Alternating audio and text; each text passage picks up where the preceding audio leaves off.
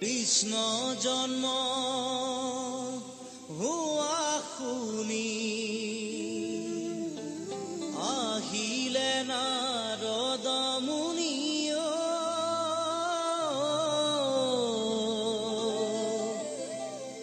চাৰি মুখে ব্ৰহ্মাই পঢ়ে বেদ হৰ আহে বৃষভতে